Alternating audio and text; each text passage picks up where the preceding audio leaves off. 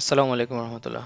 আশা করি আপনারা সবাই ভালো আছেন। যারা যারা এখন আমার ইউটিউব চ্যানেল সাবস্ক্রাইব করেনি, আশা করি সবাই সাবস্ক্রাইব করবেন নতুন নতুন সব সলিউশন পেতে। সো আজকে আমরা যে অ্যাপ্লিকেশন বা যে প্রজেক্ট নিয়ে আমরা কথা বলবো সেটা হচ্ছে ডিলারশিপ ম্যানেজমেন্ট, একটা অ্যাপ্লিকেশন যেটা হচ্ছে গুগল স্প্রেডশিটের থ্রুতে আপনার রান করা অ্যাপ্লিকেশনটা আপনারা নিশ্চয়ই দেখতে পারতেছেন। আমি এখানে যদি দেখাই, আমার গুগল স্প্রেডশিটে হচ্ছে ডাটাগুলো স্টোর হচ্ছে এখানে গুগল স্প্রেডশিটে, এবং এই জায়গা থেকে হচ্ছে আমার অ্যাপ্লিকেশনটা রান হচ্ছে।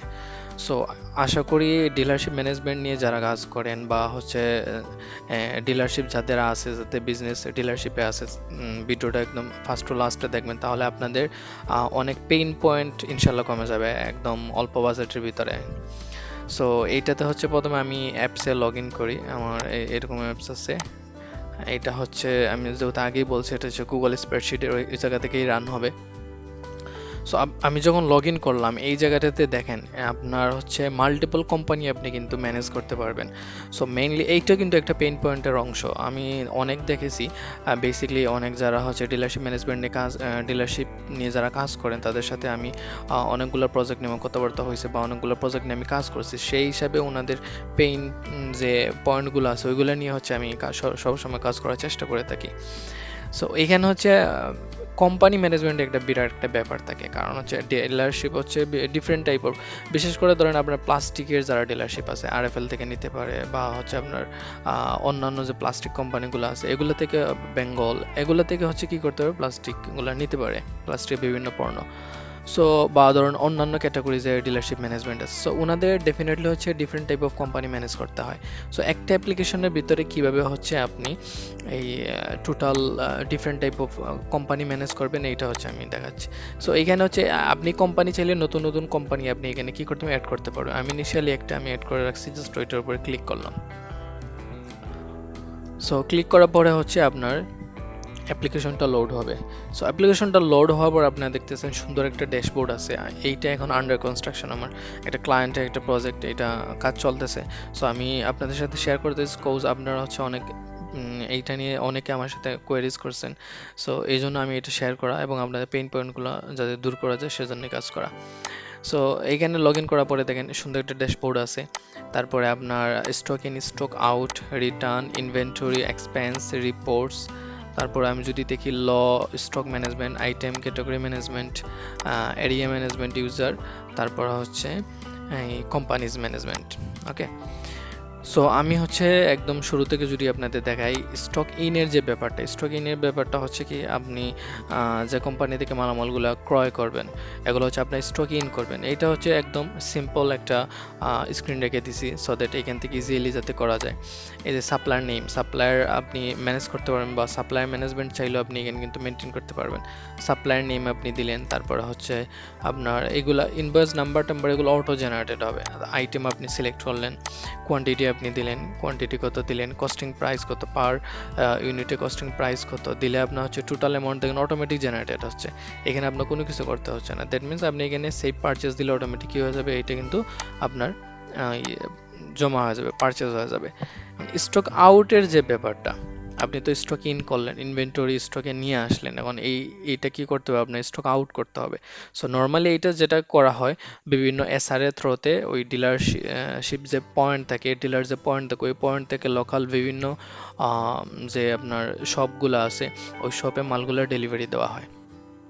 এবং এইটা ডেলিভারি দিতে গিয়ে আপনার হচ্ছে প্রথমত একটা জিনিস খুবই ক্রুশাল হচ্ছে এরিয়া ম্যানেজমেন্ট, একটা ব্যাপার স্যাপার থাকে। কোজ হচ্ছে ধরেন আপনি যে জোনে আছেন ওই জোনে হচ্ছে ডিফারেন্ট টাইপ অফ এরিয়া থাকতে পারে।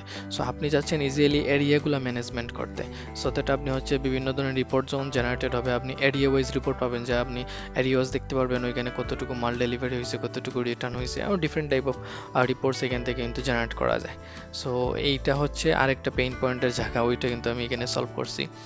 তারপরে এসআর নেম, তারপর হচ্ছে রিমার্কস, এগুলো এসআর নেম হচ্ছে অপশনাল, আপনি দিলে দিতে পারেন, না দিলে নাই, রিমার্কস। আচ্ছা, তারপর হচ্ছে আপনাকে আইটেম সিলেক্ট করতে হবে, এবং আইটেম এখানে ধরেন আমি একটা আইটেম সিলেক্ট করলাম ফর এক্সাম্পল। আইটেম সিলেক্ট করার পর অটোমেটিক এখানে কিন্তু স্টক দেখাচ্ছে, ইনিশিয়াল স্টক কত আছে 97, আপনার কোয়ান্টিটি আপনি কতটুকু আপনি হচ্ছে সেল করবেন বা স্টক আউট করবেন বা ডেলিভারি দিবেন। তারপর হচ্ছে এটা সেলিং প্রাইস কত, সেলিং প্রাইস হচ্ছে as per purchase price, but এইটা editable, if you want to change you can, doesn't matter. আরেকটা ব্যাপার হচ্ছে প্রফিট, এই প্রফিট ম্যানেজমেন্টে অনেকে হচ্ছে কি এই আপনার এইটা নিজে থেকে কাস্টমাইজ করতে চায় বা ম্যানেজ করতে চায় যে আমি 5% প্রফিট করব, বা আমি দেখা যাচ্ছে যে আপনার 10% প্রফিট করবেন। আপনার কস্টিং প্রাইস যেটা আছে, এই সেলিং প্রাইসটা আসে কোথা থেকে? অন অ্যাভারেজ যে আপনার ইনভেন্টরি কস্টিং আছে, ওই কস্টিং থেকে হচ্ছে আপনার সেলিং প্রাইসটা আসে। সো এইখান থেকে যদি আপনি প্রফিট করতে চান যে আপনি 20% প্রফিট করবেন, অটোমেটিক দেখেন এখানে 20% যে টাকাটা, ওই টাকাটা হচ্ছে আপনার ওই সেলিং প্রাইসের সাথে কিন্তু অ্যাড হয়ে যাচ্ছে। আপনি যদি আরেকটা আইটেম অ্যাড করতে চান, আরেকটা আইটেম আপনি সিলেক্ট করলেন, এটার কোনো স্টক নাই, দ্যাট মিনস এখানে আপনি কি এটা কিন্তু সেল করতে পারবেন। এটা কেটে দিলাম, দেওয়ার পর আমি কি করলাম, এখানে হচ্ছে আপনি ডিউ ম্যানেজমেন্ট করতে পারবেন। ও পেইড কত টাকা করছে, বাকি আছে কত টাকা। এই যে পেইড অ্যামাউন্ট টোটাল 125 টাকা, 125 টাকার ভিতরে আমি চাচ্ছি যে 100 টাকা দিলাম, দ্যাট মিনস আমার 25 টাকা ডিউ, বা আমি টোটাল টাকাটাই দিয়ে দিলাম। ঠিক আছে, দিলে আমার ডিউ অ্যামাউন্ট অটোমেটিক জিরো হয়ে যাচ্ছে। এই সেভ সেল দিলাম, এই সেভ সেলে আমি যখন দিলাম, সো এইখান থেকে হচ্ছে বেশ কিছু বিষয় অটোমেটিক জেনারেটেড হবে। অটোমেটিক জেনারেটেড হবে, ওই জন্য এখানে হচ্ছে কিছুটা সময় নেবে, অল্প সময়। নেওয়ার পরে কি হবে, আপনি এখানে দেখতে পারবেন এটা কিন্তু সেলটা অটোমেটিক কি হয়ে গেছে আপনার এখানে জেনারেটেড হয়ে গেছে। এই যে 125 টাকার যে সেলসটা আছে, এই সেলসটা অটোমেটিক জেনারেটেড হয়ে গেছে।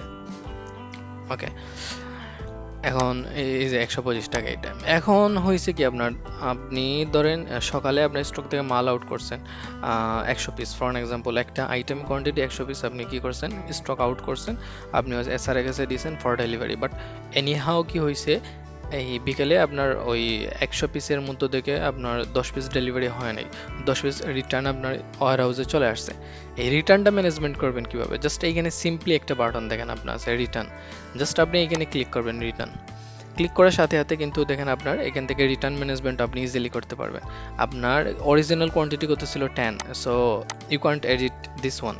অরিজিনাল কোয়ান্টিটি আপনার 10 আছে, 10ই। এখন রিটার্ন করতেছেন আপনি কত, ধরেন রিটার্ন করতেছেন আপনি হচ্ছে 5। আমরা যদি একটা জিনিস দেখাই, আমরা ইনভেন্টরিতে যাই আগে, ফার্স্ট অফ অল এইটার দেখেন 87 আছে, কোয়ান্টিটি কত 87, এটা মনে রাখেন 87 আছে। আমরা যদি 3 পিস রিটার্ন করি, দ্যাট মিনস আমার ইনভেন্টরি কিন্তু বেড়ে যাবে, ইনভেন্টরি আমার কি 90 হয়ে যাবে। সো আমি রিটার্ন করি, আমি হচ্ছে স্টক আউটে এইটা রিটার্ন করলাম, ক্লিক করলাম। ক্লিক করার সাথে সাথে হচ্ছে আপনার এখানে ফিচার চলে আসবে, আপনার রিটার্ন কোয়ান্টিটি কত, 3 পিস রিটার্ন করলেন। এই 3 পিস হচ্ছে আপনার 3 পিস দিলাম, ঠিক আছে। এই 3 পিস আপনি দেওয়ার সাথে সাথে অটোমেটিক প্রাইস টাইস যা আছে অটোমেটিক নিয়ে নিবে, এখানে আপনার কিচ্ছু করতে হবে না। এবং হচ্ছে রিজন ফর রিটার্ন আপনি দিতে পারেন, আপনি এখানে দিতে পারেন যে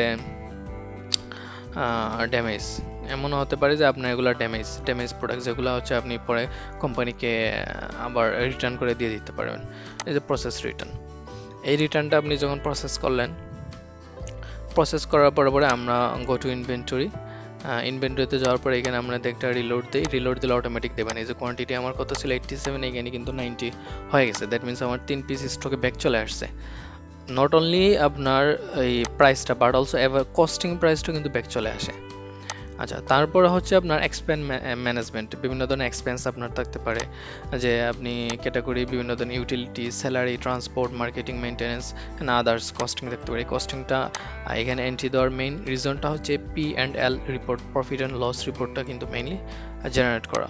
এখানে ইনিশিয়ালি আমি 4-5টা রিপোর্ট রাখছি, PL report, stock in stock out, area wise report. ল স্টক ম্যানেজমেন্টের জন্য আপনি এখানে দিতে পারেন। তারপরে হচ্ছে আইটেম ম্যানেজমেন্ট, আপনি যে আইটেম অ্যাড করবেন এই আইটেমের নাম দিতে পারেন, ক্যাটাগরি, ইউনিট, ল স্টক, কোন সময় গিয়ে ওই আইটেম ওয়াইজ আপনার ল স্টক ম্যানেজমেন্ট করতে পারবেন, এবং স্ট্যাটাস আপনি চাইলে এখান থেকে অ্যাক্টিভ ইনঅ্যাক্টিভ করতে পারবেন।